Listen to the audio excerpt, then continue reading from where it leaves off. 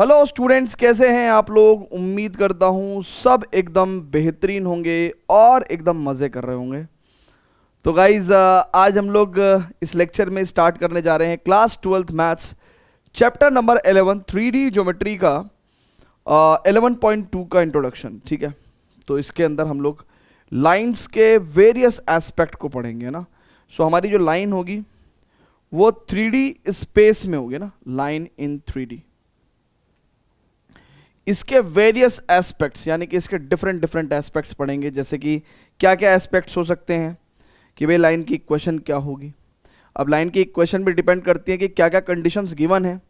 तो कभी एक पॉइंट से पास होगी लाइन और एक पैरेलल वेक्टर होगा, कभी एक लाइन दो पॉइंट से पास होगी, राइट। फिर कभी दो लाइंस के बीच में एंगल पूछेगा आपसे, फिर कभी दो लाइंस के बीच में आपसे दूरी पूछेगा, फिर पूछेगा कि भैया दो लाइंस पैरेलल हैं कि नहीं है, फिर पूछेगा दो लाइंस परपेंडिकुलर हैं कि नहीं है ना। तो डिफरेंट डिफरेंट एस्पेक्ट्स पूछेगा आपसे। सो वही डिफरेंट डिफरेंट एस्पेक्ट हम लोग स्टडी करेंगे एंड उन्हीं कॉन्सेप्ट्स को हम लोग क्या करेंगे फिर क्वेश्चंस में अप्लाई करेंगे। ठीक है, क्लियर है गाइस। फटाफट से चलें क्या, चलिए। नाउ जो सबसे पहला topic we are going to study is equation of lines, है ना, इक्वेशन ऑफ लाइन, है ना। तो मैं यहां पे लिख दे रहा हूं कि बेसिकली हमको पढ़ना क्या क्या है इस पर्टिकुलर एक्सरसाइज इंट्रोडक्शन में। एक तो हम लोग इक्वेशन ऑफ लाइन पढ़ेंगे, इसके अंदर अपन दो केसेस पढ़ेंगे ना, दो केसेस पढ़ेंगे। देन उसके बाद हम लोग पढ़ेंगे angle between two lines, angle between two lines, और फिर एंगल बिटवीन टू लाइंस के भी हम लोग अंदर परपेंडिकुलरिटी, परपेंडिकुलरिटी एंड पैरेललिज्म, यानी कि कब पैरेलल होंगे कब परपेंडिकुलर होंगे उसकी कंडीशन पढ़ेंगे। देन फिर हम लोग लाइंस के केस में शॉर्टेस्ट डिस्टेंस, यानी कि डिस्टेंस तो बहुत सारी हो सकती हैं बट शॉर्टेस्ट डिस्टेंस मतलब परपेंडिकुलर डिस्टेंस, तो shortest distance between two lines हम लोग पढ़ेंगे। ठीक है ना। सो ये डिफरेंट डिफरेंट एस्पेक्ट्स हम लोग पढ़ने वाले हैं आज। ठीक है भैया। सो इसमें पहला टॉपिक आता है इक्वेशन ऑफ लाइन। तो इक्वेशन ऑफ लाइन में जैसे कि मैंने आपको बोला है कि भैया दो केसेस होते हैं। सो वो दो केसेस कौन कौन से हैं, है ना, उनके बारे में मैं थोड़ा सा जिक्र करता हूं आपसे। सो जिसमें कि पहला केस है अपना इक्वेशन ऑफ अ लाइन कब, equation of a line parallel to equation of a line passing through the given point, equation of a line passing through given point, passing through given point and parallel to a given vector, and parallel to a given vector, parallel to a given vector। ठीक है, equation of a line passing through given point and parallel to the given vector, है ना। सो देखिए, जरा कोई भी चीज पढ़ते हैं ना तो उसको रटने की जगह समझने की और उसके अंदर कुछ क्लू या हिंट या उसके अंदर की कोई बात समझने की कोशिश करें कि यार वो बेसिकली कहना क्या चाह रहा है ना, ये कहना क्या चाह रहा है। ठीक है। सो गाइज एक लाइन है, बहुत ध्यान समझेंगे, फिगर समझेंगे, एक लाइन है। ठीक है। सो इधर फोकस करना है। तो ये तो हमने आपको बताया एजेंडा क्या है इस पर्टिकुलर एक्सरसाइज इंट्रोडक्शन का। सो इसको तो हटा देते हैं। ठीक है, मेनली बात करते हैं इधर। ठीक है, मेनली बात करते हैं इधर। ये कोई लाइन है ना भैया, ये कोई लाइन है, लेट्स से लाइन एल। ठीक है, अब ये जो लाइन है ये 3D में है। किसमें है भैया, लाइन इन 3D, है ना। जिंदगी में सॉरी इस पर्टिकुलर चैप्टर में ये ध्यान रखें कि ये जो लाइन हम लोग पढ़ रहे हैं वो 3D स्पेस में पढ़ रहे हैं, है ना। लाइन 2D में नहीं जाएंगे हम लोग, 3D। सो जब एक लाइन 3D स्पेस में होगा तो इस पे कोई भी पॉइंट जो है, कोई भी point, any point x y z, ऐसा ही होगा। और इक्वेशन क्या होता है, किसी भी लाइन पे क्या होता है कि कोई भी पॉइंट आप उठा लो, उसका एक्स वाई और जेड कोऑर्डिनेट आपस में एक रिलेशन बनाता है। उस रिलेशन को अपन क्या बोलते हैं, इक्वेशन ऑफ द लाइन। ठीक है। सो अब बच्चों हमें इस लाइन की इक्वेशन चाहिए। अच्छा, ये हमें गिवन क्या है, ये तो कोई भी पॉइंट हो सकता है ना, इट इज तो एनी पॉइंट, ठीक है ना, ये तो कोई भी पॉइंट हो सकता है। अच्छा, इस लाइन पे पॉइंट हमको, इस लाइन, अच्छा हमें लाइन की इक्वेशन निकालनी है passing through the given point. तो यानी कि ये लाइन जो है एक पॉइंट से पास कर रही है, राइट, x1 y1 z1, ये गिवन है, ये गिवन पॉइंट है। और बहुत ही ध्यान समझेंगे, दूसरी चीज क्या गिवन है, passing through given point and parallel to the given vector, यानी कि इस लाइन के पैरेलल एक वेक्टर भी अपने को दिया हुआ है। इस लाइन के पैरेलल भी अपने को एक वेक्टर दिया हुआ है ना, लेट्स से बी वेक्टर है ना, ये बी वेक्टर है, तो ये भी गिवन है, ये भी गिवन है, ये भी गिवन है, ठीक है ना। और लाइन को ना भूलें, लाइन एक्चुअली ये है, ठीक है, लाइन को ना भूलें, लाइन एक्चुअली ये है, ठीक है भैया। सो ये बी वेक्टर को अपन ने लिख दिया, लेट्स से ये तो गिवन ही है, सो a1 i कैप या फिर a i cap plus b j cap plus c k cap, ठीक है। अब मुझे इस लाइन की इक्वेशन निकालनी है। इक्वेशन का मतलब एक्स वाई जेड कोऑर्डिनेट के बीच में रिलेशन, ठीक है। चलिए भैया थोड़ा सा जरा गौर करेंगे, थोड़ा सा गौर करेंगे, एंड मैं ये बात इधर ही ले जा रहा हूं, ठीक है। थोड़ा सा जरा बच्चों गौर करेंगे, थोड़ा समझेंगे, समझने की कोशिश करेंगे। अब क्योंकि मैं लाइन को वेक्टर भी मानता हूं और वेक्टर मान के भी कैलकुलेशन करता हूं, तो लाइन की दो तरह की इक्वेशन होंगी, एक तो अपनी Cartesian equation x Y z में रिलेशन, और एक लाइन में वेक्टर इक्वेशन भी होगी, राइट, वेक्टर इक्वेशन होगी। तो दोनों पे ध्यान देंगे। देखिए बहुत ही ध्यान से समझिएगा बच्चों, अगर मैं यहां पे ओरिजिन ले लूं, लेट्स से समझिएगा ओरिजिन है ये, लेट्स से यहां पे ओरिजिन है, तो O पॉइंट से A पॉइंट का vector, this is A vector, और ये P पॉइंट तो दुनिया का कोई भी वेक्टर है, ये तो P तो क्या है, कोई भी पॉइंट है ऑन दिस लाइन, है ना। P तो क्या है, any point on the line, और एनी पॉइंट का जो पोजीशन वेक्टर है, कहने को मैं कह तो P वेक्टर भी सकता हूं, बट मैं R वेक्टर से शो करता हूं।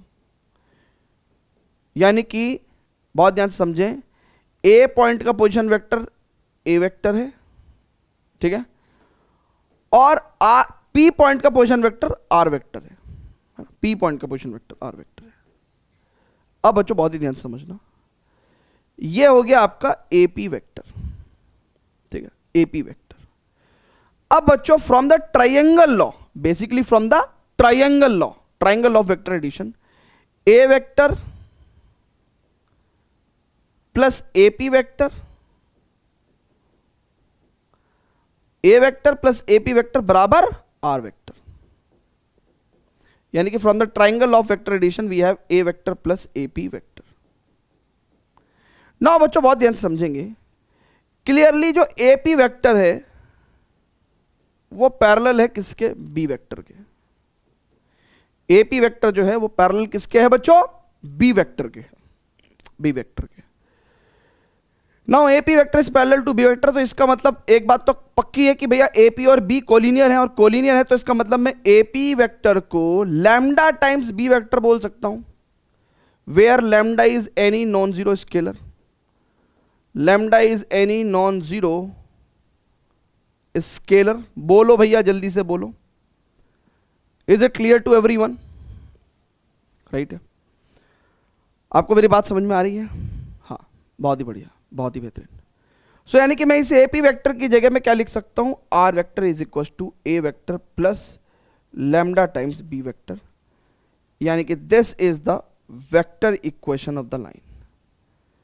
कहने का सर ये वेक्टर इक्वेशन तो समझ में आ रही है, लेकिन फील नहीं हो रहा है कि इससे हमें मिलेगा क्या। सो टेक्निकली इससे भी हमें एक्स वाई जेड कोऑर्डिनेट के बीच में रिलेशन मिल रहा है। क्यों, क्योंकि अगर टेक्निकली देखें तो आर वेक्टर क्या है बच्चों, it is x i cap plus y j cap plus z k cap, and x i cap plus y j cap plus z k cap equals to right hand side में भी कोई vector है, तो वहां से क्या हो रहा है, रिलेशन एस्टेब्लिश हो रहा है, एक्स वाई जेड का रिलेशन एस्टेब्लिश हो रहा है। राइट है बच्चों, क्लियर है क्या। अब ये तो हमने आपको प्रूफ कराया, ये तो हमने आपको प्रूफ कराया। क्या प्रूफ इंपॉर्टेंट है? हाँ। एग्जाम के लिए नहीं, अपनी तसल्ली के लिए कि यार कौन सी चीजें कैसे आती हैं। सो फटाफट से एक बार प्लीज इसको नोट करिएगा, pause the video to note it down.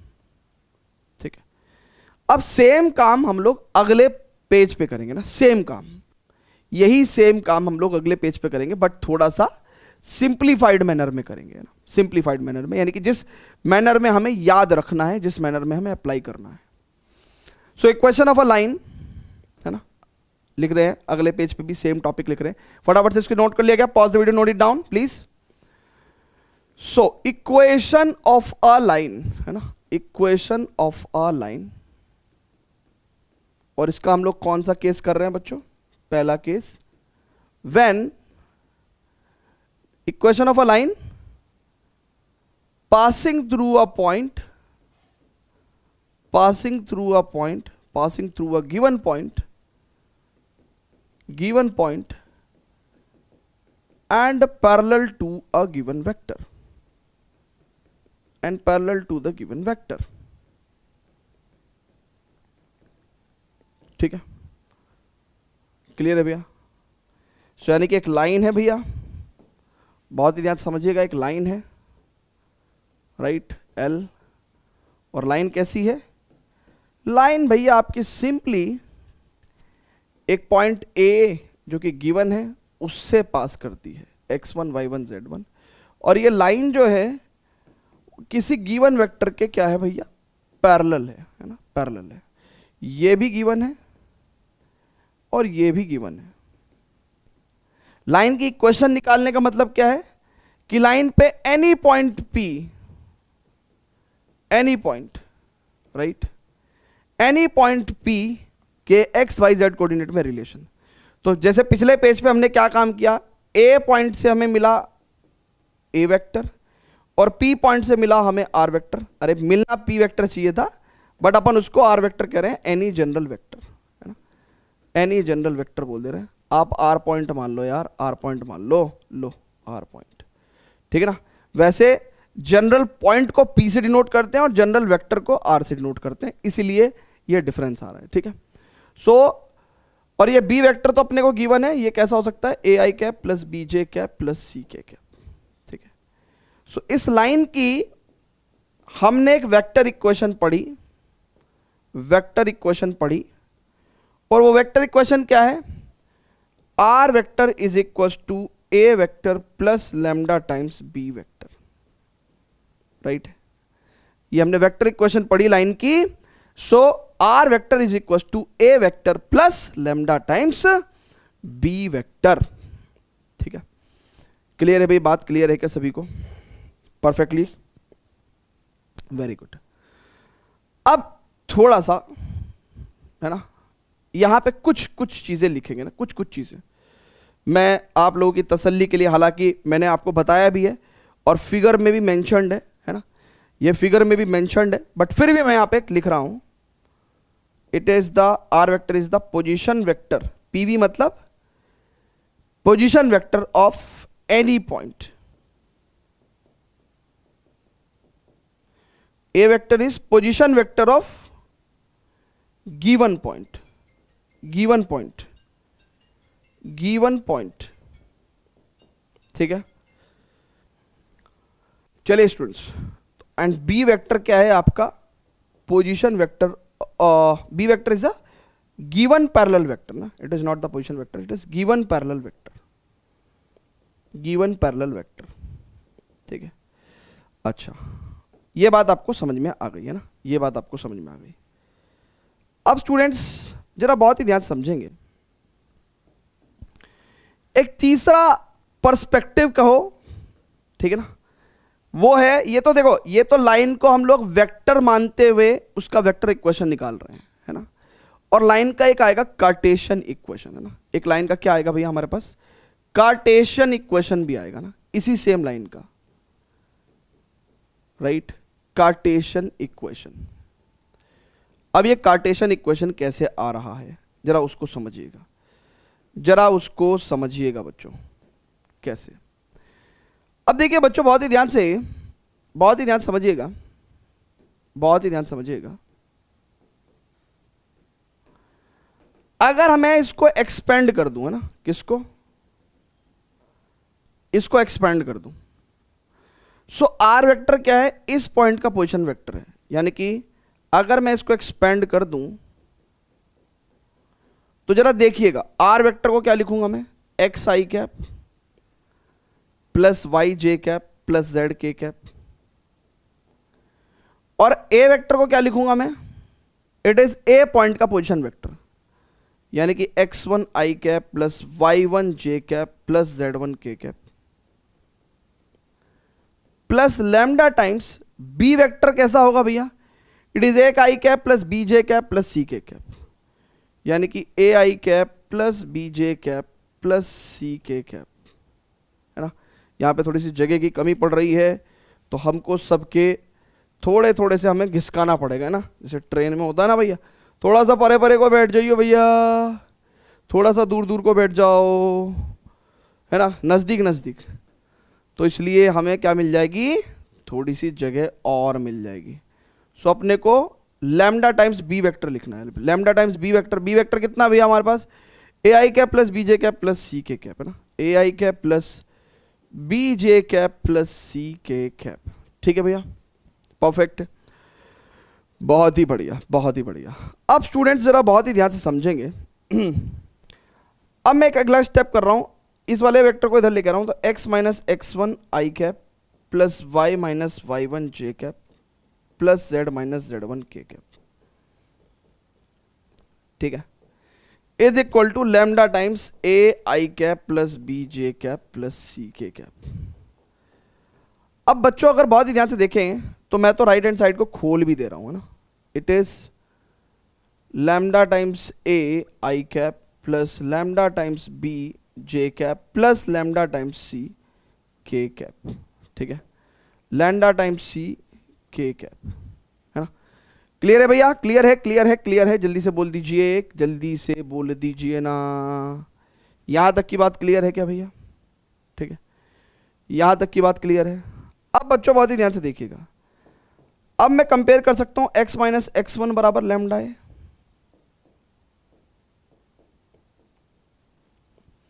और y माइनस वाई वन बराबर लैम्डा भी, बताइए, and z minus z one बराबर लैम्डा सी। और अगर मैं इस a क्वांटिटी को नीचे ले आऊं, इस b को नीचे ले आऊं एंड इस c को भी यहां ले आऊं, सो टेक्निकली ये तीनों क्वांटिटीज लैम्डा के इक्वल आ गई, राइट। यानी कि फाइनली अगर आप एक चीज को थोड़ा फील करना चाहें, ठीक है, अगर फाइनली आप इस चीज को फील करना चाहें तो मैं यहां लिख दूंगा x minus x one upon a बराबर y minus y one upon b and z minus z one upon c बराबर लैम्डा। अब ये जो लैम्डा की वैल्यू है, जैसे जैसे आप P पॉइंट को मूव करोगे, इधर ले जाओगे या इधर ले जाओगे, तो P पॉइंट के मूव करने से, यानी कि डिफरेंट डिफरेंट पॉइंट्स के लिए आपको अलग अलग वैल्यू ऑफ लैम्डा मिलेगी। पर हमारा इंटरेस्ट लैम्डा में नहीं है अभी फिलहाल, हमारा इंटरेस्ट क्या है, एक्स वाई और जेड के रिलेशन में है। तो ये हमारा क्या हो गया, एक्स वाई जेड का रिलेशन, और एक्स वाई जेड का रिलेशन क्या कहलाता है, equation of the line. So technically ये हमारा कार्टेशियन इक्वेशन है और ये हमारा वेक्टर इक्वेशन है। वेक्टर इक्वेशन से कार्टेशियन इक्वेशन पैदा होता है, राइट है। सो आपको समझ में आ गया होगा कि कैसे लेके आए हम लोग, ठीक है। सो आप फटाफट से बच्चों इसको प्लीज नोट करिए, please pause the video, note it down. अब जब आप लोगों ने नोट कर लिया तो मेरे काम का सिर्फ लास्ट स्टेप है, बाकी के सारे स्टेप्स मेरे काम के नहीं हैं, राइट। मैं तो सिर्फ और सिर्फ कार्टेशियन इक्वेशन के नाम पे ये याद रखना चाहता हूं, ये याद रखना चाहता हूं कि कार्टेशियन इक्वेशन मेरी ये है। मैं क्या याद रखना चाहता हूं बच्चों, मैं ये याद रखना चाहता हूं कि मेरी कार्टेशियन इक्वेशन तो ये है, ठीक है बच्चों, मेरी कार्टेशियन इक्वेशन तो ये है, ठीक है, ये मेरी कार्टेशियन इक्वेशन है, ठीक है, क्लियर है क्या, ये कार्टेशियन इक्वेशन है।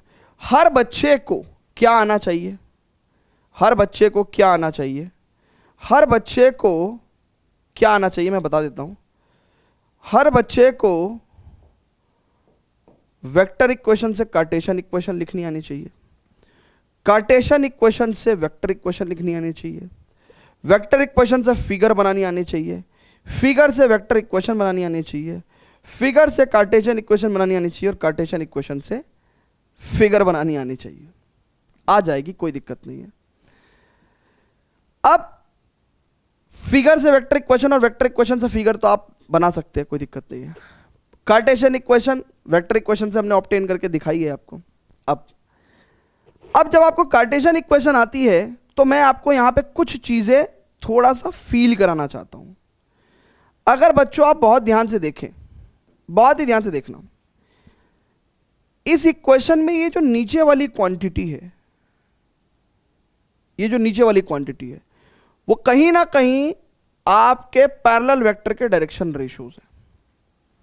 यानी कि जो नीचे वाली क्वांटिटी है वो पैरेलल वेक्टर के डायरेक्शन रेशियोज हैं। यानी कि हियर वी कैन से डिंग डिंग डिंग डिंग डिंग डिंग डिंग डिंग डिंग डिंग डिंग डिंग डिंग डिंग। इसको कैसे दिखाएं? इसको अपन ऐसे दिखा सकते हैं, इसको अपन ऐसे दिखा सकते हैं। यस, लाइक इसको मैं ए बी सी को ऐसे दिखाना चाहता हूँ। Tang Tang Tang Tang Tang Tang Tang Tang Tang Tang Tang Tang Tang Tang Tang Tang Tang Tang. ठीक है, सो मैं ये दिखाऊंगा कि ये ए बी सी क्या है, direction ratios of parallel vector, direction ratios of parallel vector. यानी कि कार्टेशियन इक्वेशन से जब आपको पैरेलल वेक्टर के डायरेक्शन रेशियोज आ जाएंगे तो आप फिगर बना दोगे और वेक्टर इक्वेशन भी बना दोगे। क्यों? क्योंकि पैरेलल वेक्टर ही क्या है, बी वेक्टर है। और जब आपको direction ratios of the parallel vector पता है तो आप बी वेक्टर ऑब्टेन कर सकते हो, a I cap plus b J cap plus c के कैप से। अच्छा, अब अगर आप बहुत ही ध्यान से देखो, ये x1 y1 z1 क्या है, are the coordinates of the given point, right? So x1 y1 z1 are what the coordinates of the given point. So x1 y1 z1, these are the coordinates of, ठीक है ना? So a b c क्या है हमारे direction ratios of parallel vector, x1 y1 z1 क्या है हमारे coordinates of given point, coordinates of given point. So जब आपको कोऑर्डिनेट्स ऑफ गिवन पॉइंट पता चल जाएगा तो आप फिगर भी बना सकते हो कि भैया गिवन पॉइंट के कोऑर्डिनेट्स हमें पता है, तो हम लोगों ने फिगर बना दी। और गिवन पॉइंट का पोजीशन वेक्टर भी आप ऑब्टेन कर सकते हो, है ना? ठीक है। And finally X Y Z तो सभी को पता है। एक्स वाई जेड क्या होगा भैया, बहुत ध्यान से देखेंगे, एक्स वाई और जेड, ये एक्स वाई जेड क्या होता है, ठीक है? एक्स वाई जेड क्या है, these are the coordinates of any point, है ना? तो मैं यहां पे एक बात लिख रहा हूं कि X Y Z are coordinates of any point on line, coordinates of any point on the line. ठीक है, क्लियर है क्या? सो फटाफट से ये पूरी तमाम जानकारी आप नोट करेंगे गाइस, एंड उसके बाद हम लोग क्या करेंगे, हम लोग करेंगे प्रश्न, है ना? क्वेश्चन करेंगे, क्वेश्चन इस पर्टिकुलर टॉपिक पे बेस्ड हम लोग एक क्वेश्चन करेंगे। फटाफट से नोट करिएगा please, pause the video, note it down. ध्यान रहे कि कार्टेशियन इक्वेशन की जो स्टैंडर्ड फॉर्मेट मैंने आपको लिखवाई है, so coefficient of x Y z हमेशा क्या होने चाहिए, ऑलवेज +1 होने चाहिए। इस इक्वेशन में एक्स वाई जेड के कोफिशिएंट क्या होने चाहिए, ऑलवेज +1 होने चाहिए, है ना? तो ये बात हम आपको आगे भी बताएंगे, ठीक है?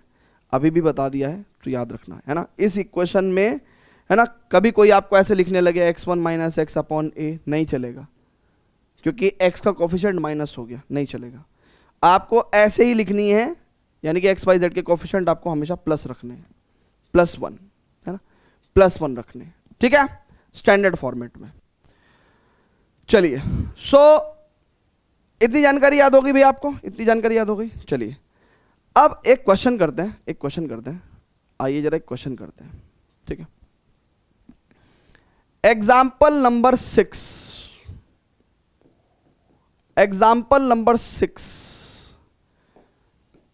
कहता find the vector and Cartesian equation of the line which is passing through the point 5 2 minus 4 and parallel to the given vector, like b vector is the 3i cap plus 2j cap minus का 8k cap. This is the figure, है ना, ये हमने figure बनाई है, right है बच्चों। p कोई भी पॉइंट होगा, right, x y z, and इसका पोजीशन वेक्टर r वेक्टर होगा। इस पॉइंट का पोजीशन वेक्टर को अपन a वेक्टर लेंगे और ये तो b वेक्टर है ही। सो वेक्टर इक्वेशन की अगर हम बात करें, वेक्टर इक्वेशन को VE से डिनोट कर रहे हैं। It is R vector is equal to A vector plus lambda times B vector. जो पैरेलल वेक्टर होता है उसको B वेक्टर मानते हैं ना। सो R वेक्टर मतलब R vector as it is लिख देंगे। A vector is 5i cap plus 2j cap minus का 4k कैप, है ना, 5i cap plus 2j cap minus का 4k cap plus lambda times B vector is 3i cap plus 2j cap minus का 8k cap, ठीक है। So this is your vector equation, है ना। ये क्या हो गया भैया, आपका वेक्टर इक्वेशन हो गया है, वेक्टर इक्वेशन हो गया है, राइट है बच्चों। अब बच्चों बहुत ही ध्यान से समझेंगे, this is the vector equation. Now what is the Cartesian equation? Cartesian equation क्या है, सॉरी, कार्टेशियन इक्वेशन क्या होगा? नाउ कार्टेशियन इक्वेशन जो है, it is x minus x1 upon a बराबर y minus y1 upon b बराबर z minus z1 upon c। Now अब students बहुत ही ध्यान से समझेंगे, ये जो गिवन पॉइंट होता है ना, this is the given point. ये जो गिवन पॉइंट होता है, गिवन है ना, कौन सा पॉइंट गिवन है भैया? लाइन पे देखिए, लाइन कौन सी है एक्चुअली? लाइन ये है, ठीक है, this one is the line. ये गिवन पॉइंट है, राइट। और जो गिवन पॉइंट होता है उसी के कोऑर्डिनेट्स को हम लोग x1 y1 z1 से डिनोट करते हैं, राइट। सो x माइनस x1 कितना हुआ 5, y माइनस y1 कितना हुआ 2 एंड z माइनस z1 यानी कि z प्लस 4। और अपॉन नीचे क्या होते हैं भैया? पैरेलल वेक्टर के डायरेक्शन रेशियोज ही ए बी सी होते हैं। So it is a is 3, है ना, this is a, this will be b, right, and this will be c, right. So a b c are the direction ratios of the parallel vector, है ना। हमने आपको क्या बताया था कि a b c are the direction ratios of the parallel vector. So it is 3 2 minus 8, ठीक है। क्लियर है बच्चों? So this is the Cartesian equation. Clear है क्या? जल्दी से बोल दीजिए यस। तो यहां पे हमारा पहला टॉपिक जो है उसको हमने सीखा एंड अप्लाई किया। अब हम लोग जो है इक्वेशन ऑफ अ लाइन का दूसरा केस पढ़ेंगे, जहां पे लाइन 2 पॉइंट से पास कर रही है ना। क्या कर रही है? लाइन 2 पॉइंट से पास कर रही है ना। तो फटाफट से जरा इसको नोट करेंगे and we will proceed to the equation of a line passing through the 2 points. चलिए बच्चों, सो यहां पे अब क्या आ जाएगा?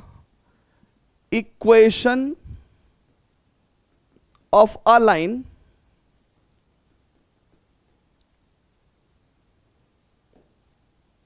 है ना, दूसरा केस है passing through 2 given points, passing through 2 given points,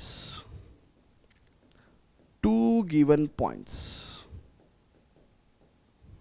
ठीक है, पासिंग थ्रू 2 गिवन पॉइंट्स। सो अब स्टूडेंट्स बहुत ही ध्यान से देखेंगे, एक लाइन है, ठीक है, एक लाइन लेते हैं ना। So let's say this is the line L, है ना। अब ये 2 पॉइंट से पास कर रही है, and these 2 points are given points, है ना, x1 y1 z1 and x2 y2 z2, है ना। Line is passing through 2 given points, ठीक है। अब स्टूडेंट्स बहुत ही ध्यान से देखेंगे, इस लाइन की हमको क्या निकालनी है भैया, इक्वेशन निकालनी है। अच्छा, इसका पोजीशन वेक्टर को ए वेक्टर बोल सकते हैं, इसका पोजीशन वेक्टर को बी वेक्टर बोल सकते हैं, ठीक है। और ये दोनों पॉइंट्स क्या हैं, गिवन है ना, these 2 points are given points, ये भी गिवन है, ये भी गिवन है, राइट। अब बच्चों बहुत ही ध्यान समझना, इस लाइन पे कहीं पे भी है ना, कहीं पे भी, एनीवेयर, जहां पे आपकी इच्छा करे, यहां यहां यहां कहीं पे भी, आप एक पॉइंट लेते हैं X Y Z and it is a general point, and इसका एक जनरल वेक्टर हमें ऑब्टेन होता है आर वेक्टर, ठीक है। So vector equation of the line कितनी होगी भैया, वेक्टर इक्वेशन कितनी होगी भैया, so vector equation will be R vector is equal to A vector plus lambda times parallel vector. लेकिन पैरेलल वेक्टर अपने को गिवन नहीं है, पैरेलल वेक्टर अपने को गिवन नहीं है, अपने को पैरेलल वेक्टर गिवन नहीं है। बट क्या मैं पैरेलल वेक्टर निकाल सकता हूं, देखो निकाल सकता हूं बच्चों। अगर मैं ए बी वेक्टर की बात करूं, ध्यान से देखो, अगर मैं बहुत ध्यान से देखना, अगर मैं ए बी वेक्टर की बात करूं तो ए बी वेक्टर ये होगा, ये ए बी वेक्टर होगा, और फ्री वेक्टर का कॉन्सेप्ट है, वेक्टर को हम लोग without changing magnitude and direction parallelly displace कर सकते हैं। सो मैंने पैरेलल वेक्टर क्या ऑब्टेन कर लिया, ए बी वेक्टर ऑब्टेन कर लिया। यानी कि लाइन के ऊपर 2 पॉइंट्स थे, उससे मैंने वेक्टर बनाया और फ्री वेक्टर का कॉन्सेप्ट लगा के मैंने उसको डिस्प्लेस किया, वही मेरे को पैरेलल वेक्टर मिल गया। यानी कि अब मेरे पास एक पैरेलल वेक्टर है ए बी वेक्टर। सर इसका मतलब हम तो बी ए वेक्टर ले लेंगे, वो भी पैरेलल होगा ए बी लो चाहे बी ए, लेकिन सर इक्वेशन डिफरेंट हो जाएगी। अरे बेवकूफ आदमी, बाहर एक लैम्डा लगा हुआ है, लैम्डा किसे पता है प्लस है कि माइनस है ना।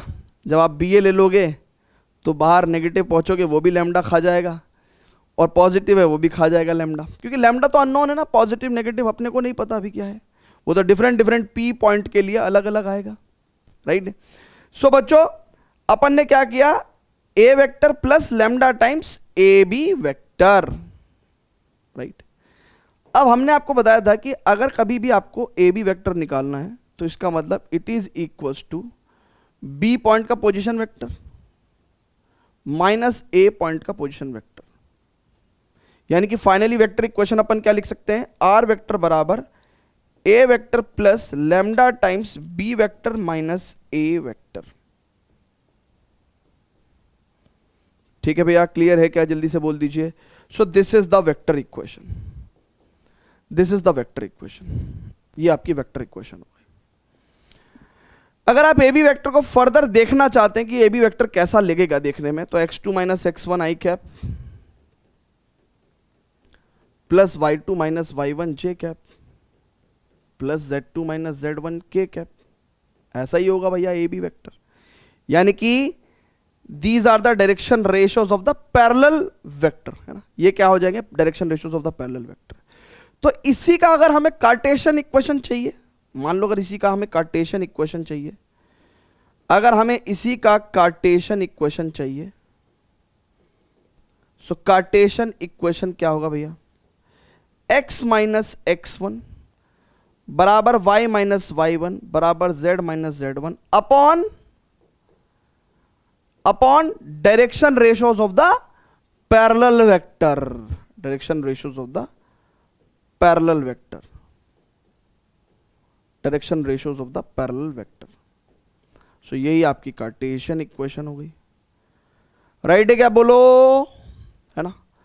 सो यानी कि आपने फिगर से वेक्टर इक्वेशन से कार्टेशियन इक्वेशन, है ना, कार्टेशियन इक्वेशन से वेक्टर इक्वेशन भी लिख सकते हैं, कुछ भी लिख सकते हो आप, क्योंकि आपको भी आइडिया ही है कि यार ये नीचे वाली क्वांटिटीज क्या है, direction ratios of the parallel vector, x1 y1 z1 क्या है, गिवन पॉइंट, और x y z is the any point on the line. ठीक है, क्लियर है बच्चों, क्लियर है क्या, जल्दी से बोलो। So this is how we will understand the two cases of equations of a line. एक केस में equation of a line passing through a point and parallel to a given vector, and एक case में equation of a line passing through the two given points, है ना। ठीक है बच्चों, clear है क्या, ठीक है, जल्दी से बोल दीजिए, परफेक्ट है, वेरी गुड। चलिए, तो अब students according to the new NCERT, है ना, ये था नहीं उसके अंदर, बट स्टिल हमने इसको पढ़ाया है आपको, ठीक है ना।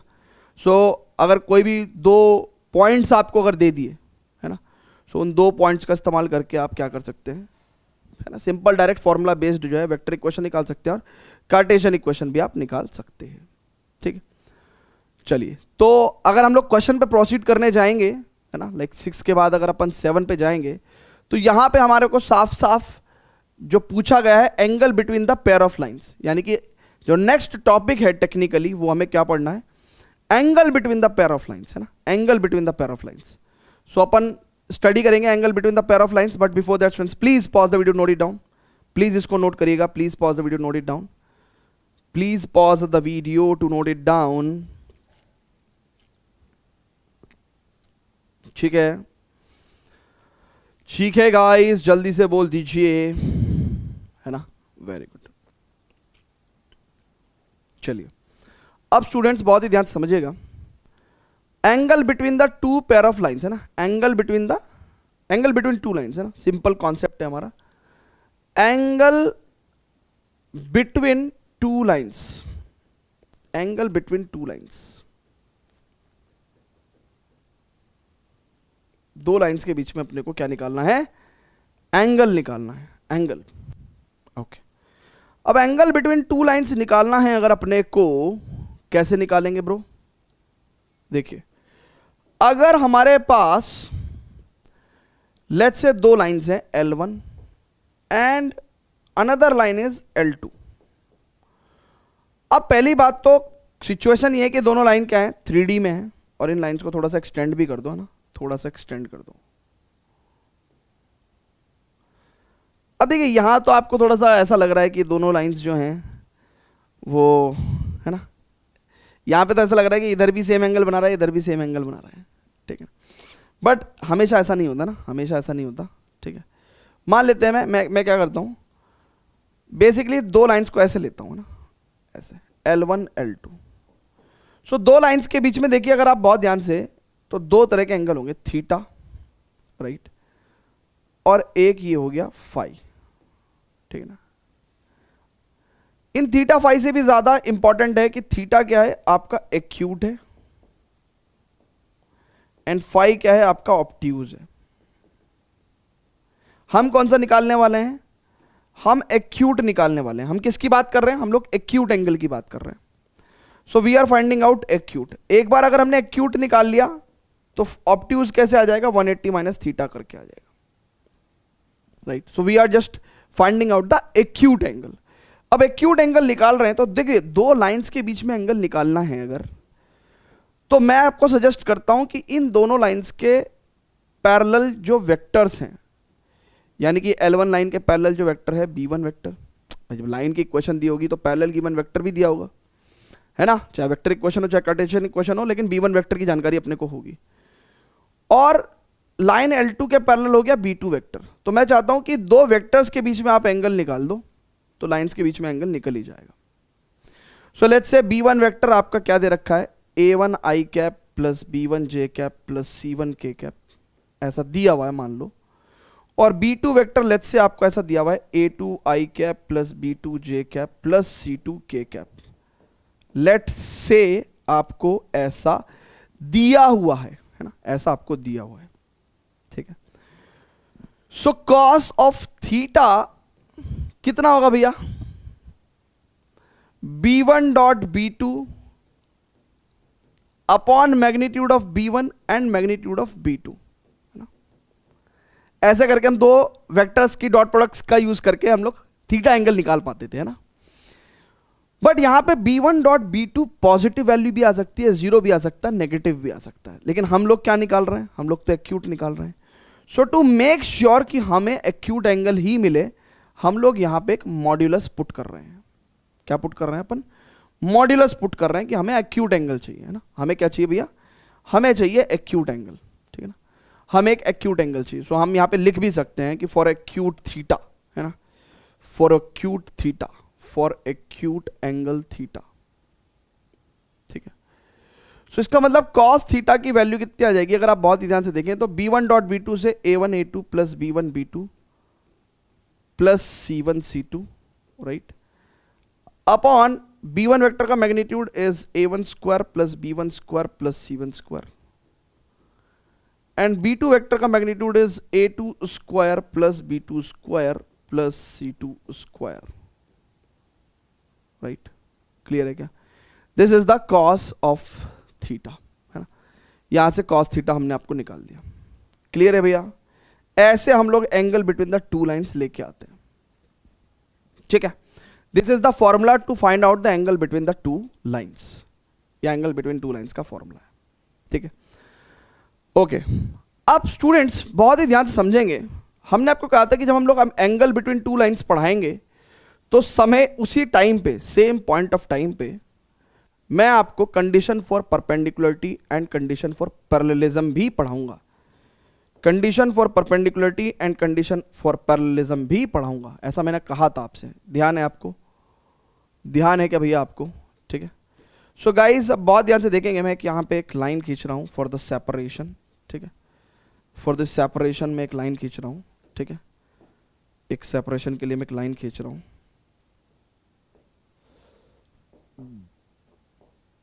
ठीक है। ठीक है गाइस, जल्दी से बताइएगा। अब स्टूडेंट्स बहुत ही ध्यान से देखिएगा, if theta equals to, if theta is equals to 90 degree, it implies L1 is perpendicular to L2। अगर थीटा 90 डिग्री हो गया तो दो लाइंस परपेंडिकुलर होंगी। अगर दो लाइंस परपेंडिकुलर होंगी, दो लाइंस परपेंडिकुलर होंगी तो इसका मतलब उनके जो गिवन पैरेलल वेक्टर्स हैं वो भी परपेंडिकुलर होंगे और उनकी डॉट प्रोडक्ट कितनी होगी? 0 होगी। और cos 90 की वैल्यू 0, तो इसका मतलब न्यूमरेटर पार्ट 0 होना पड़ेगा, न्यूमरेटर पार्ट 0 होना पड़ेगा। It implies b1 dot b2 यानी कि a1 a2 plus b1 b2 plus c1 c2 is equals to 0 होगा, ठीक है।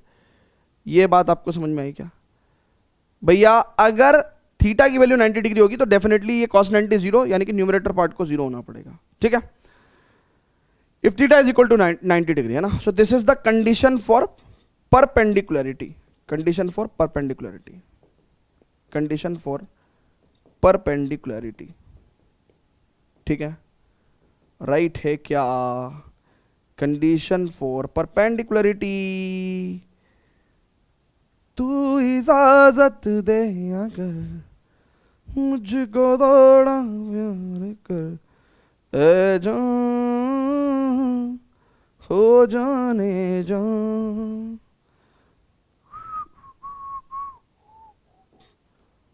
अरे भाई रुक जा रे, रुक जा, अरे रुक जा रे बंदे, अरे तुम जोर बंदे, ठीक है। This is the condition for perpendicularity. Now condition for parallelism क्या है भैया? Condition for parallelism, condition for parallelism यानी कि दो लाइंस जब पैरेलल होंगी तो देखिए इसका रिलेशन कोई यहां से नहीं है, है ना। सो इसका मतलब कंडीशन फॉर पैरेललिज्म मतलब if L1 is parallel to L2, it implies B1 is parallel to B2, या more precisely we can say कि B1, है ना, more precisely we should say अगर L1 L2 parallel lines हैं तो इनके जो parallel vectors हैं, ठीक है ना, वो parallel भी हो सकता है, collinear भी हो सकता है ना, opposite direction भी हो सकती है। So it implies B1 and B2 collinear,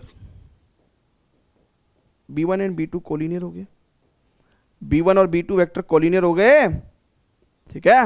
अरे भाई तुम एक काम कर लो, B1 B2 पैरेलल कर लो, तुम तो बड़ा ही दिमाग खाते हो भाई। लो, इट एम्प्लाइज B1 और B2 वेक्टर के जो डायरेक्शन रेशोज होंगे वो प्रोपोर्शनल होंगे।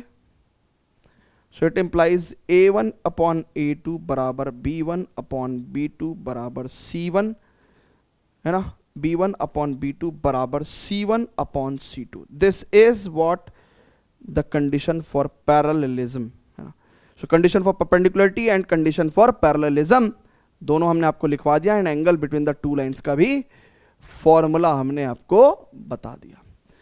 अब ये अप्लाई करेंगे हम लोग किसी क्वेश्चन के अंदर, है ना। तो क्वेश्चन के अंदर अप्लाई करते हैं, तो फटाफट से जरा इसको नोट करिएगा भैया please. Please pause the video, note it down बच्चों प्लीज। ठीक है, please pause the video, note it down.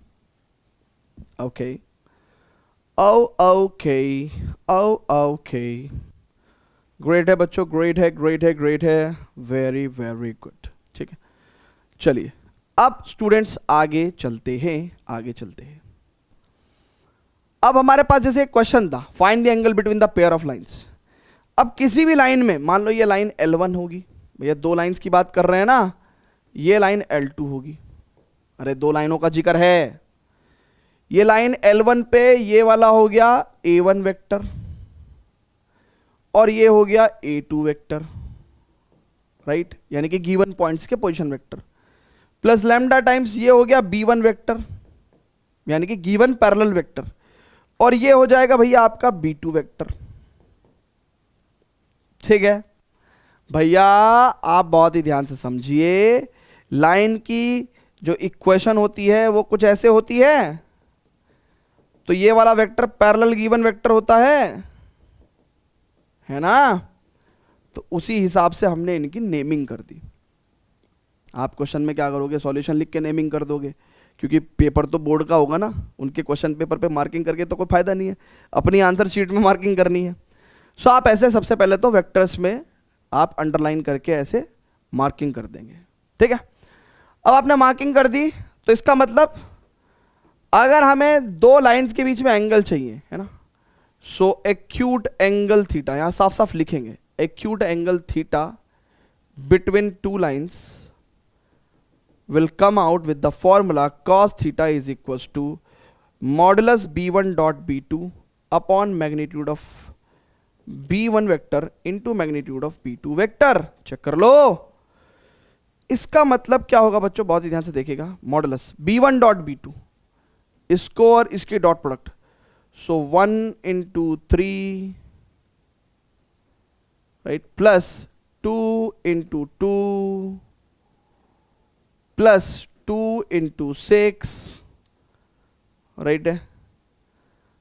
ऐसा जब कभी आता ना, कुछ बच्चों को बड़ा डर लगता है ना, जो बोर्ड मास जिनको नहीं आता ना, अरे ये क्या कर दिया भाई, पहले प्लस करूंगा कि मल्टीप्लाई, हट, बोर्ड मास नहीं आता, पहले मल्टीप्लाई होगा बाद में एडिशन होगा। सो b1 वेक्टर का मैग्नीट्यूड कितना होगा, इट इज 1 का स्क्वायर प्लस 2 का स्क्वायर प्लस 2 का स्क्वायर, एंड b2 वेक्टर का मैग्नीट्यूड कितना होगा, 3 का स्क्वायर प्लस 2 का स्क्वायर प्लस 6 का स्क्वायर, राइट है।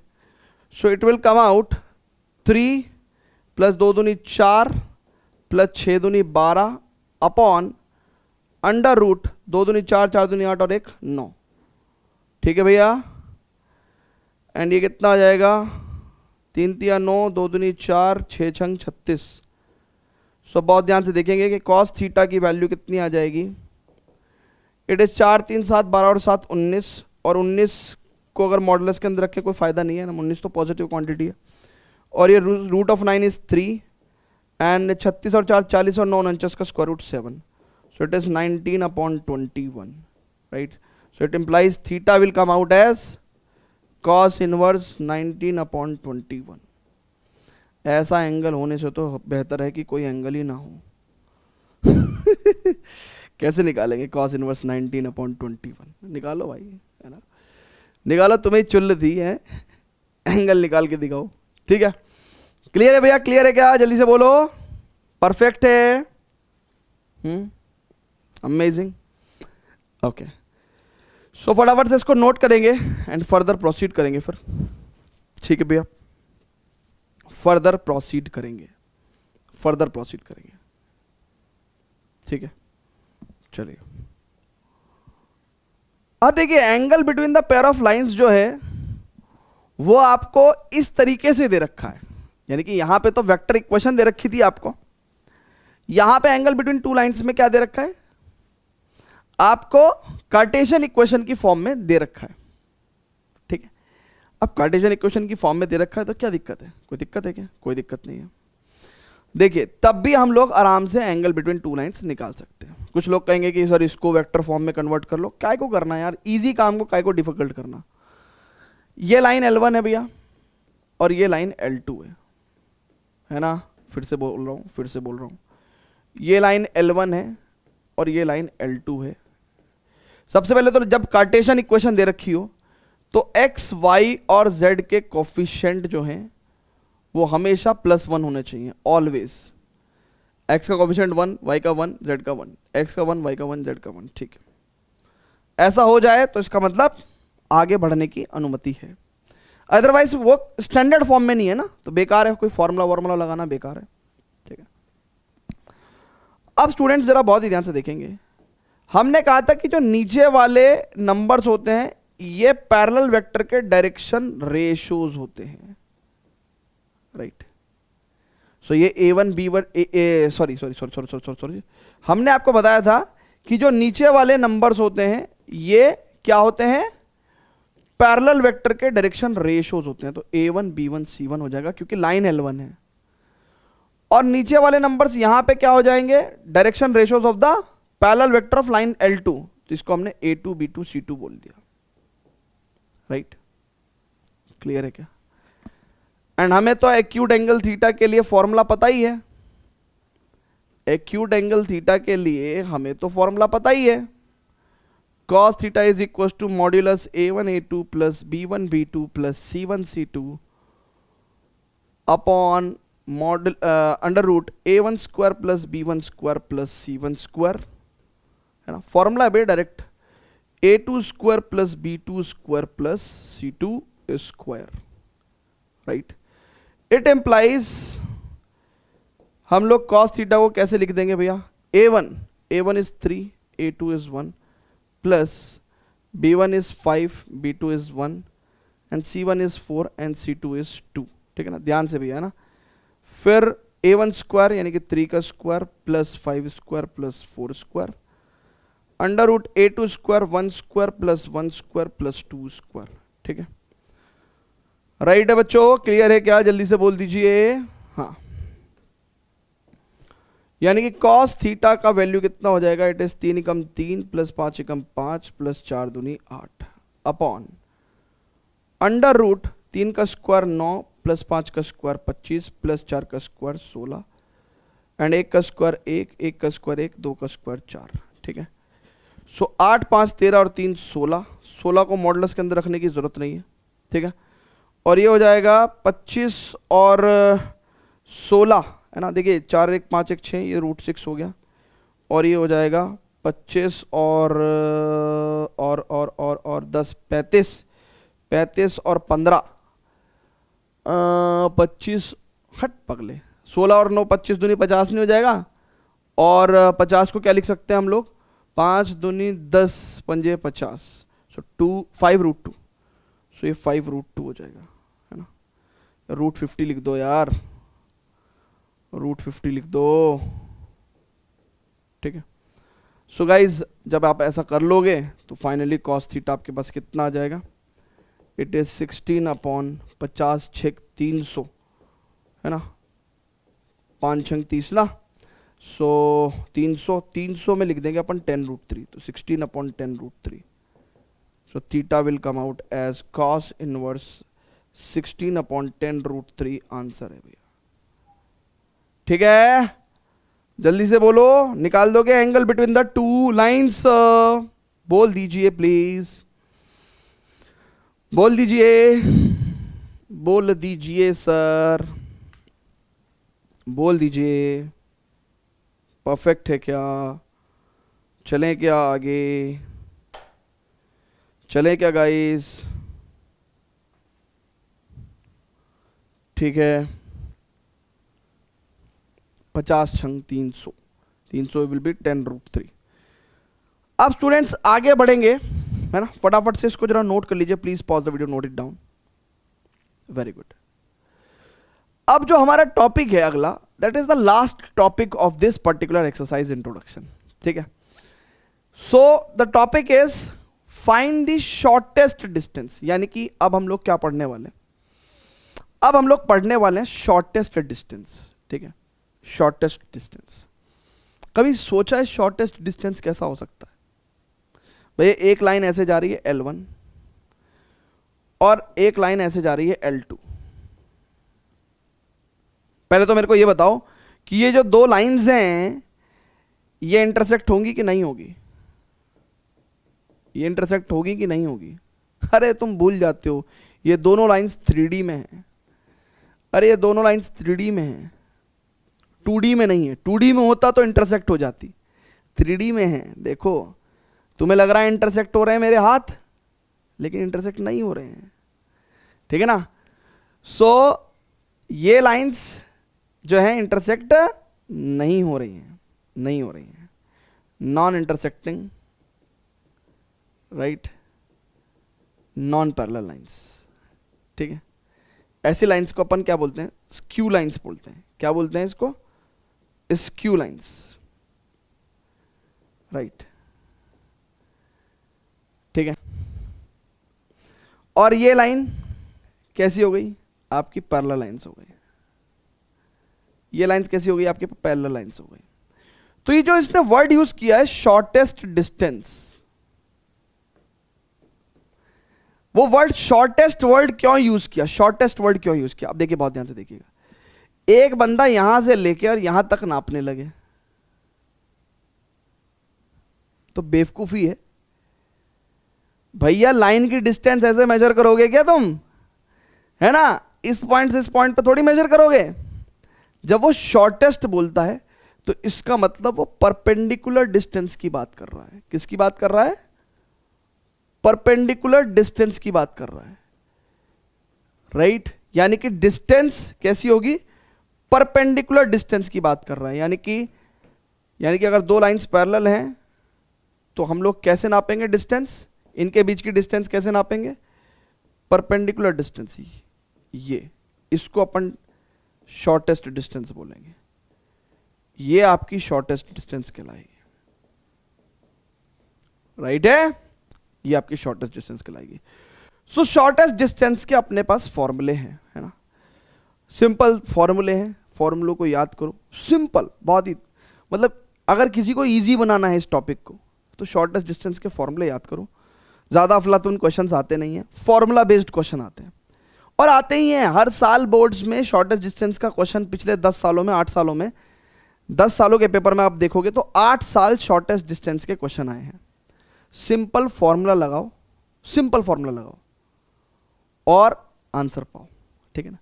तो शॉर्टेस्ट डिस्टेंस के फॉर्मूले लिखवा दें आपको, है ना, शॉर्टेस्ट डिस्टेंस के फॉर्मूले लिखवा दें। चलिए तो आइए शॉर्टेस्ट डिस्टेंस के, है ना, फॉर्मूले लिखवाते हैं ना। इस जानकारी को भी आप नोट कर लो ना, कहीं कॉपी पे नोट कर लो प्लीज। चलिए तो ये एग्जांपल नंबर 9 सॉल्व करने आएंगे अपन। पहले शॉर्टेस्ट डिस्टेंस का फॉर्मूला लिखवाते हैं आपको ना। Shortest distance, so shortest distance between two lines. Shortest distance का मतलब we are talking about the perpendicular distance. हम लोग किसकी बात कर रहे हैं? परपेंडिकुलर डिस्टेंस की बात कर रहे हैं। ठीक है, शॉर्टेस्ट डिस्टेंस, शॉर्टेस्ट डिस्टेंस मतलब परपेंडिकुलर डिस्टेंस। ठीक है ना, shortest distance between two lines. ठीक है, shortest distance between two lines. अब दुनिया में कोई भी दो लाइंस कैसी हो सकती है? अब ये लाइंस कौन सी है? 3D की लाइंस हैं, है ना, ये 2D लाइंस नहीं है, 3D की लाइंस है। सो बच्चों बहुत ही ध्यान से देखेंगे कि दुनिया में 3 तरह के केसेस हो सकते हैं। या तो दो लाइंस इंटरसेक्ट हो रही हो, इंटरसेक्टिंग, या दो लाइंस पैरेलल हो सकती हैं, है ना। आज तक आपको यही पता था कि दो लाइंस या तो इंटरसेक्ट होती हैं या पैरेलल होती हैं, लेकिन हमने आपको बताया कि 3D में तीसरा पॉसिबल केसेस भी है ना। 3D ज्योमेट्री में तीसरा पॉसिबल केस है काय का? स्क्यू लाइंस का। स्क्यू लाइंस कैसी होती है भैया? स्क्यू, SKEW, है ना, SKEW। ठीक है ना, तो स्क्यू लाइंस, सो स्क्यू लाइंस कैसी होती है? Non parallel, non intersecting, non parallel, non intersecting. Non intersecting, non parallel, non intersecting. ठीक है भैया, क्लियर है क्या? अब जरा वार्ता करेंगे, वार्ता है ना, वार्ता करेंगे। अब जरा वार्ता करेंगे।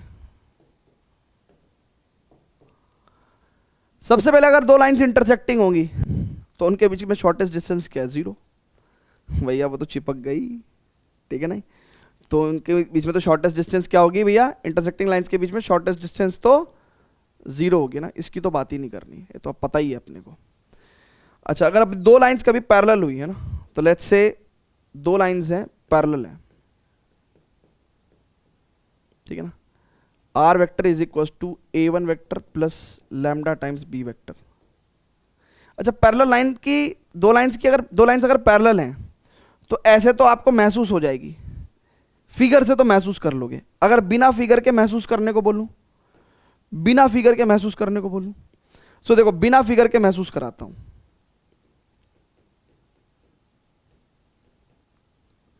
हुआ महसूस? नहीं हुआ। ध्यान से देखो इस वेक्टर को, ये दोनों लाइंस एक ही वेक्टर के पैरेलल हैं। मान लो कोई वेक्टर जा रहा है और दो लाइंस उसके पैरेलल,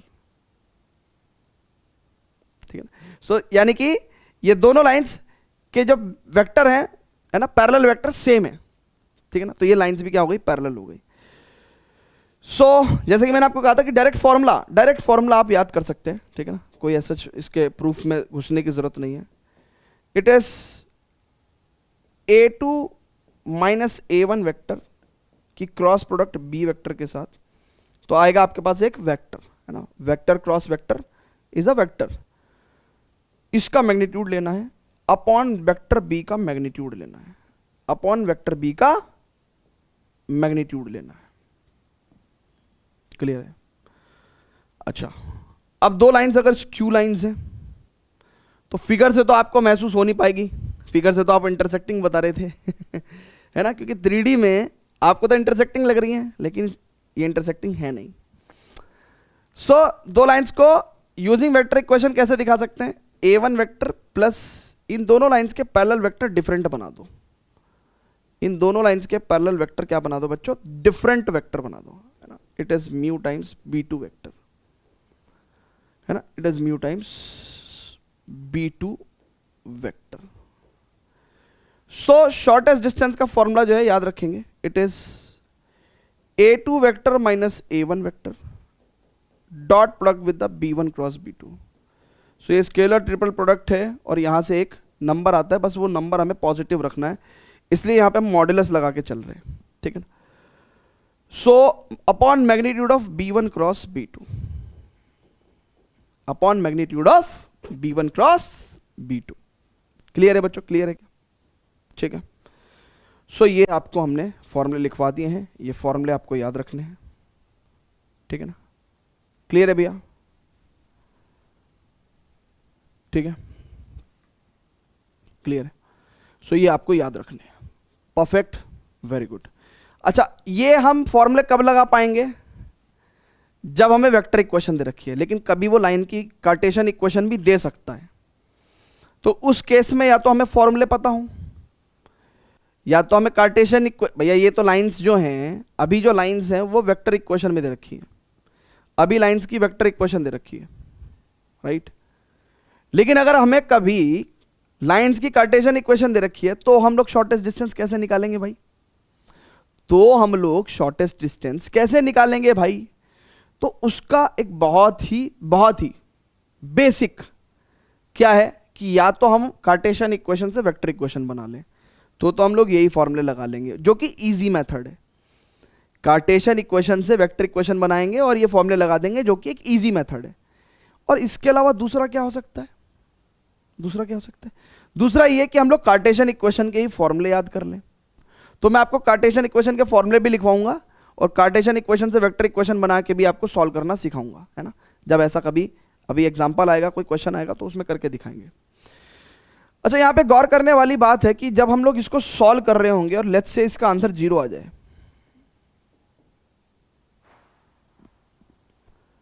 इसका आंसर लेट्स से सॉल्व करते समय वापस क्या आ जाएगा, 0 आ जाएगा। तो ये 0 कब आएगा, ये 0 कब आएगा, जब न्यूमरेटर पार्ट 0 होगा, जब न्यूमरेटर पार्ट 0 होगा। और शॉर्टेस्ट डिस्टेंस 0 आने का मतलब तो इंटरसेक्टिंग लाइंस, यानी कि इंटरसेक्टिंग लाइंस की कंडीशन क्या है, जब इस क्वांटिटी का न्यूमरेटर 0 हो जाए।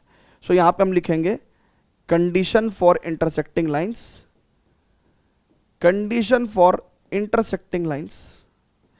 यही same condition for coplanarity of lines भी होता है ना। तो जब हम आपको प्लेन्स पढ़ाएंगे तब उसमें बताएंगे। तो कंडीशन फॉर इंटरसेक्टिंग लाइंस क्या होता है, इस पर्टिकुलर क्वांटिटी का न्यूमरेटर पार्ट 0 कर दो, है ना। So a2 minus a1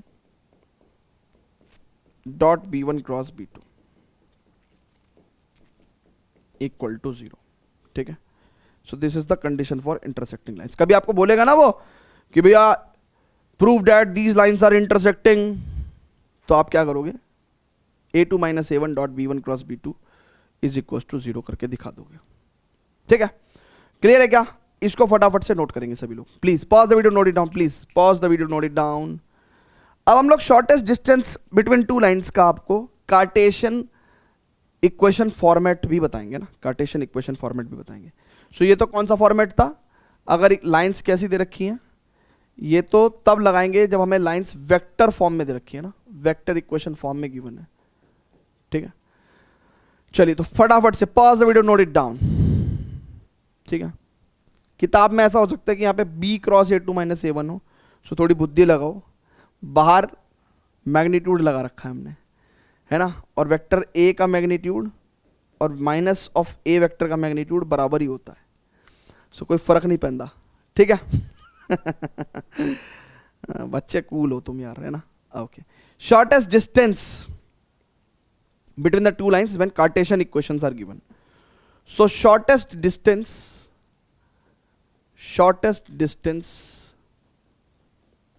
between two lines, shortest distance between two lines, और जब उन लाइंस की हमको क्या दे रखी हो, कार्टेशियन इक्वेशन दे रखी हो, कार्टेशियन इक्वेशन फॉर्म। चलिए तो यहां पे लिखेंगे भैया क्या, सबसे पहला लिखेंगे इंटरसेक्टिंग लाइंस, ठीक है। एंड फिर लिखेंगे पैरेलल लाइंस, है ना, पैरेलल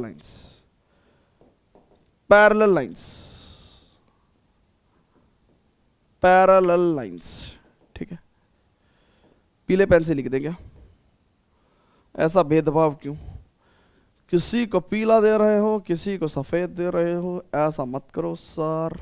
पैरेलल लाइंस, है ना, shortest distance between the parallel lines. And there will be the third case, then there will be skew lines,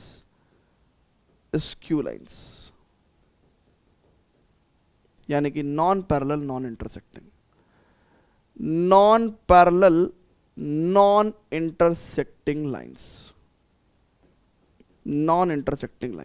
ठीक है भैया। गाइस क्लियर है क्या, जल्दी से बताइएगा, non parallel and non intersecting lines, ठीक है।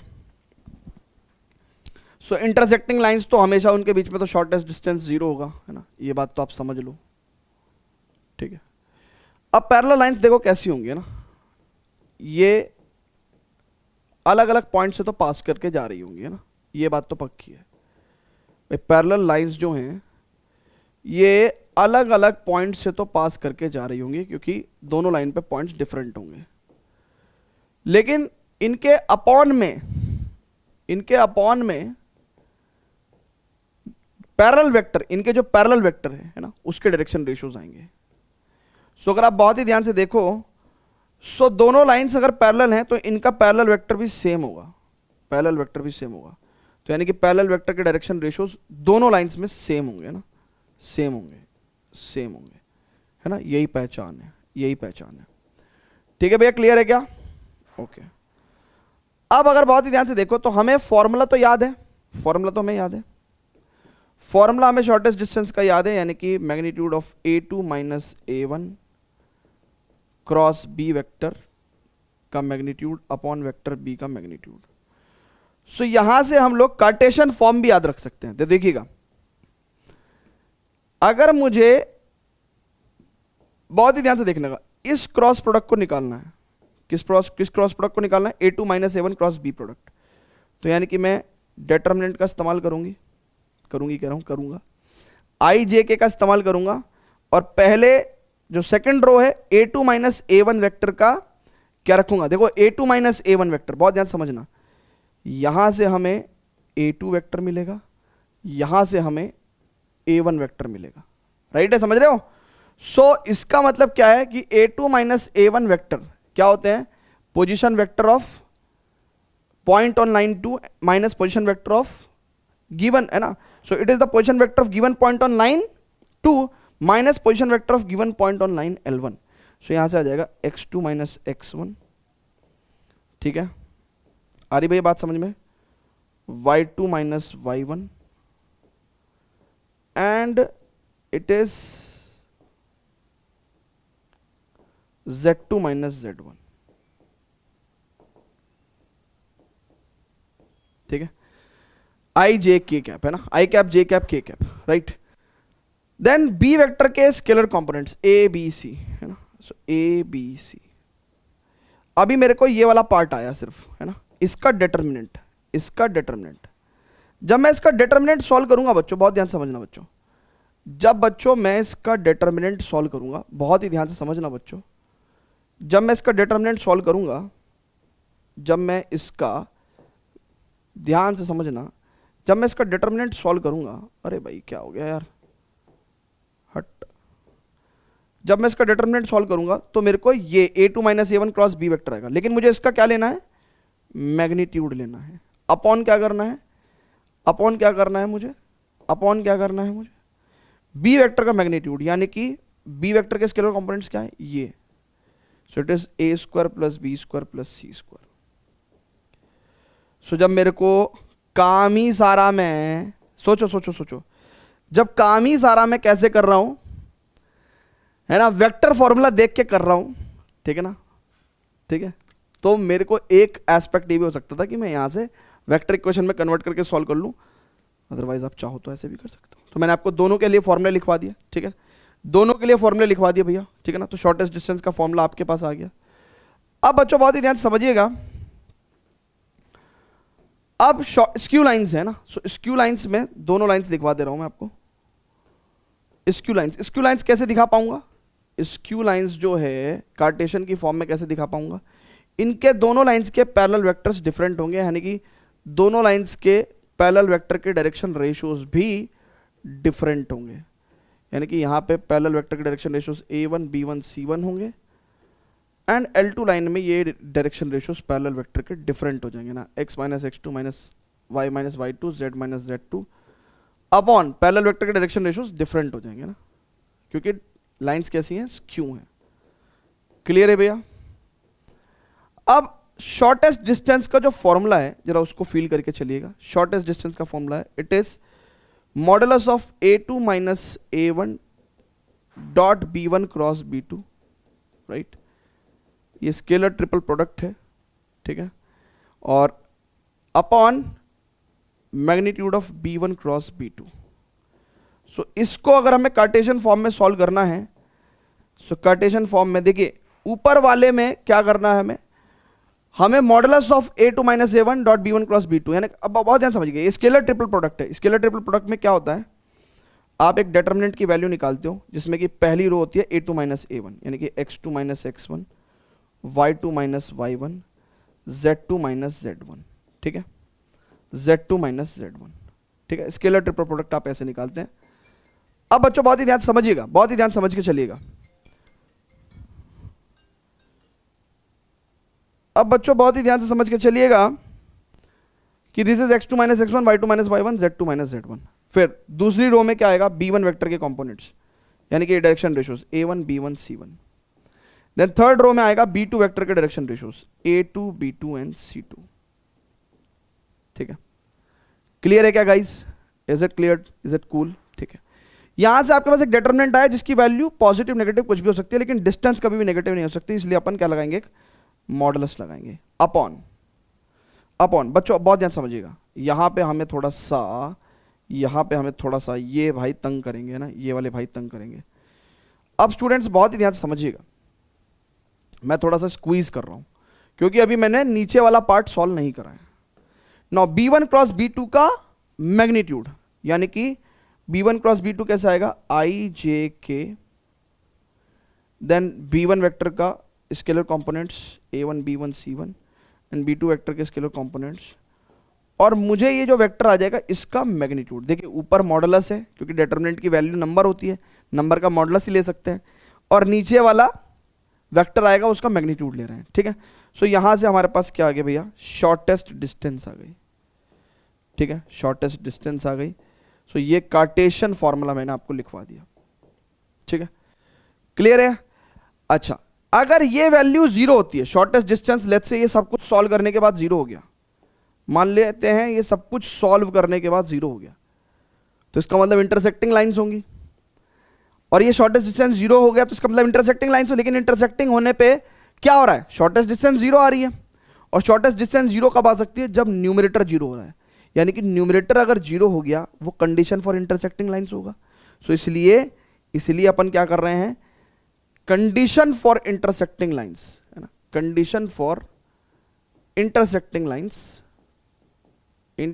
लाइंस कितना हो जाएगा, ये जो डिटर्मिनेंट है ऊपर वाला इसकी वैल्यू जीरो होगी, यानी कि determinant x2 minus x1, y2 minus y1, z2 minus z1 up, है ना, a1 b1 c1, a2 b2 c2, ठीक है, की वैल्यू कितनी हो जाएगी, zero. So this is the Cartesian form में हमने आपको सभी तमाम पॉसिबिलिटीज आपको लिखवा दी हैं, ठीक है ना, शॉर्टेस्ट डिस्टेंस के। So direct formula based questions हैं, एंड मैं जहां तक उम्मीद कर रहा हूं आपको बहुत ही कम मैं इस, है ना, मतलब देखिए आप खुद सोचिए, ये थोड़ा आपको क्या पसंद आया क्या, मेरे को तो बिल्कुल पसंद नहीं आया, आई डोंट लाइक दिस। मैं तो सिंपल क्या कर रहा हूं मेरे को तो ये पसंद है, सिंपल फॉर्मूले, कार्टेशियन फॉर्म में भी देगा, मैं वेक्टर फॉर्म में कन्वर्ट करके फॉर्मूला लगा दूंगा, क्योंकि इवेंचुअली मेरे को ये इतने गंदे गंदे डिटरमिनेंट सॉल्व करने हैं, तो इससे बढ़िया मैं एक काम अच्छा कर लूंगा कि वेक्टर इक्वेशन बना लूंगा, है ना, कार्टेशियन में वेक्टर, कार्टेशियन इक्वेशंस को वेक्टर इक्वेशंस में कन्वर्ट करके और सिंपल फॉर्मूले लगाया करूंगा। मेरा तो बहुत ही सिंपलेस्ट अप्रोच है, ठीक है। सो आप ये पूरा नोट करिए प्लीज, है ना, इसको भी पूरा नोट तो कर ही लीजिए ना please, pause the video, note it down, ठीक है, इसको भी पूरा नोट तो कर ही लीजिए प्लीज, ठीक है, एंड ठीक है, बट मेनली तो अपन ये अप्लाई करेंगे ना। तो अब चलते हैं क्वेश्चंस पे ना, सो क्वेश्चंस पे चलेंगे, we will apply these logics in the question, ठीक है ना। Pause the video, note it down, pause the video, note it down, and pause the video to note it down, ठीक है, चलिए।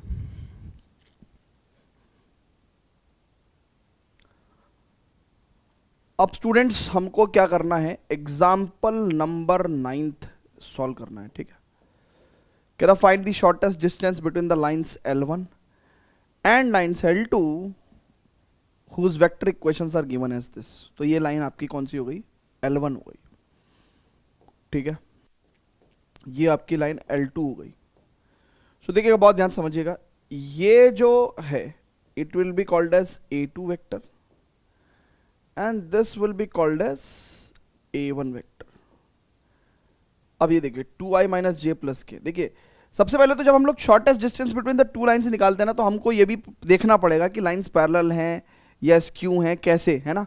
तो वो पता चलता है कि जब हम लोग पैरेलल वेक्टर्स देखते हैं ना।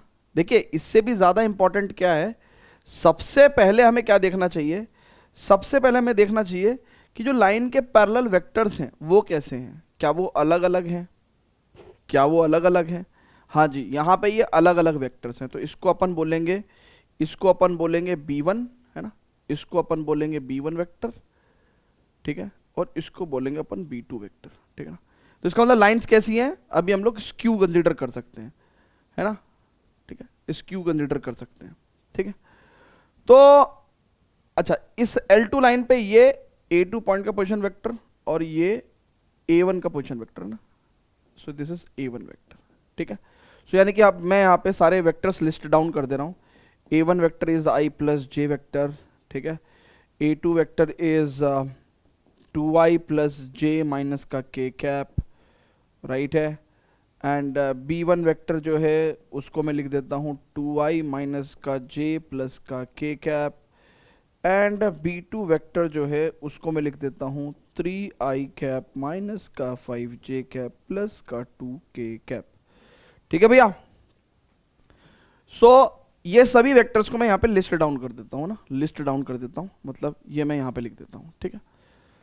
अब स्क्यू लाइंस के बीच में शॉर्टेस्ट डिस्टेंस का फॉर्मूला क्या है वो तो मुझे पता ही है। शॉर्टेस्ट डिस्टेंस का क्या फॉर्मूला है?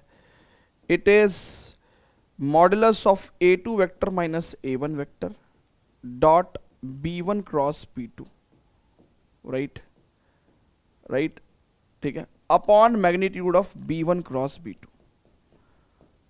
ठीक है भैया। अब देखिएगा शॉर्टेस्ट डिस्टेंस फॉर्मूला अपन कैसे लगाएंगे ना, कैसे लगाएंगे।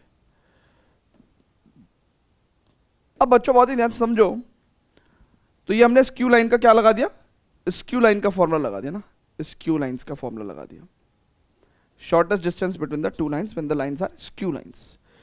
अब फॉर्मूले के अकॉर्डिंग बच्चों मुझे क्या चाहिए, मुझे A2 माइनस A1 वेक्टर चाहिए। तो सबसे पहले तो मुझे यहाँ पे A2 माइनस A1 वेक्टर चाहिए। It is A2 minus A1 vector कितना हो जाएगा, it is 2 minus 1 1 I cap, j minus j 0 minus k minus 0 यानी कि माइनस का k कैप। चेक करो, चेक करो, A2 माइनस A1 वेक्टर आपका ये आएगा, चेक कर लो, 2 minus 1 1 I cap, j minus j 0 और माइनस k माइनस 0 यानी कि I cap minus k cap. Now B1 cross B2। अब बच्चों बहुत ही ध्यान से समझिएगा, अब बच्चों बहुत ही ध्यान से समझिएगा, बहुत ही ध्यान से समझिएगा, right. Now B1 cross B2 की अगर मैं बात करता हूँ ना, B1 क्रॉस B2, सो B1 क्रॉस B2 कितना हो जाएगा, it is IJK, right. B1 vector के scalar components 2 minus 1 1, B2 vector के स्केलर कंपोनेंट्स 3 माइनस 5 और 2, राइट। इट इज, अगर मैं फर्स्ट रो के अलोंग एक्सपेंड कर दूं बच्चों, तो यानी कि यहाँ पे प्लस साइन या माइनस साइन या प्लस साइन, तो यानी कि it is coming out as I cap minus का 2 प्लस का 5 माइनस का j कैप, इट इज 2 दूनी 4 माइनस का 3 plus k cap, it is 2 पंजे 10 और माइनस माइनस प्लस 3। सो B1 क्रॉस B2 कितना हो जाएगा, B1 क्रॉस B2 कितना हो जाएगा, इट विल कम आउट, देखिएगा बहुत ध्यान से, 5 में से 2 गया 3 I कैप, राइट, 4 में से 3 गया 1 तो माइनस का j कैप, राइट, और माइनस 10 प्लस 3 यानी कि माइनस का 7 k कैप, ठीक है। क्लियर है बच्चों, क्लियर है क्या? सो गाइस बहुत ध्यान से देखेंगे, यहाँ से हमने ये हटा दिया एंड मैंने सिंपली यहाँ पे B1 क्रॉस B2 यहाँ लिख दिया, ठीक है, कोई प्रॉब्लम नहीं है ना, B1 क्रॉस B2। अच्छा, अब मुझे इस पर्टिकुलर स्टेटमेंट को सॉल्व करना है, तो A2 माइनस A1 वेक्टर यानी कि I minus k cap, right, dot B1 cross B2 is 3I cap minus का j कैप माइनस का 7k कैप अपॉन, है ना, modulus of this upon magnitude of B1 cross B2। Magnitude of B1 cross B2 कितना हो जाएगा बच्चों, it is 3 का square, है ना, तो 3 का स्क्वायर डायरेक्ट लिख दूं मैं 9, है ना, देखिएगा बहुत ध्यान से, B1 क्रॉस B2 का मैग्नीट्यूड, सो 9 प्लस 1 प्लस 7 सत्ते 49, है ना, so it will come out I cap का I कैप से 3, राइट, j कैप तो है नहीं 0, minus minus plus 7 k cap यानी कि 7, right, upon root 59। So the answer will come out as 10 upon root 59 units. So ये आपका जो है ना shortest distance between the skew lines हो जाएगा। So this part you can find out in between, है ना। आप ये पोर्शन जो है, देखिए ये सॉल्यूशन का बेसिकली दिस इज पार्ट 1, है ना। Part 1 of the solution is बच्चों व्हाट, हमने पार्ट 1 में क्या किया है, हमने ये सारी तमाम वैल्यूज निकाली हैं, right, this is the part 1 of the solution. And then जब ये सारी वैल्यूज आ गई, then what we have done, हमने फिर फॉर्मूला लगाया और फॉर्मूले में वैल्यूज पुट करी। This is the part 2 of the solution. So first you have to write this part 1 and then you have to write this the part 2 of the solution, right है बच्चों, clear है क्या? सो 10 upon root 59 units, बहुत carefully करना है, छोटे मोटी गलतियों से भी क्या हो जाएगा, ये आंसर आपका सेम नहीं आएगा, ठीक है। सो स्टेप मार्किंग से आपको कुछ नंबर तो मिल जाएंगे बट पूरे मार्क्स नहीं मिलेंगे, ठीक है। सो इसलिए केयरफुल होकर काम करना है। सो यहाँ पे ये स्क्यू लाइंस की केस था, ठीक है। फटाफट से नोट करेंगे। Now we will proceed to the last question of this particular introduction, right, of the exercise 11.2।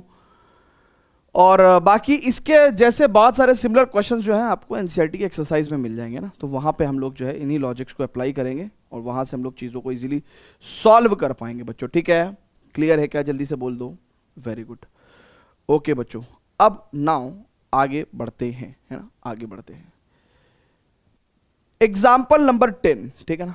Example number 10, ये भी 2 लाइंस दे रखी हैं, ठीक है। सबसे पहले तो ये चेक करना चाहिए, कि लाइंस पैरेलल है कि स्क्यू। तो लाइन का जो पैरेलल वेक्टर है वो यहां पे मिलता है, और आप देखो ये दोनों सेम है, ये भी बी वेक्टर होगा और ये भी बी वेक्टर होगा। तो इसका मतलब लाइंस तो कैसी हो गई भैया आपकी? पैरेलल हो गई।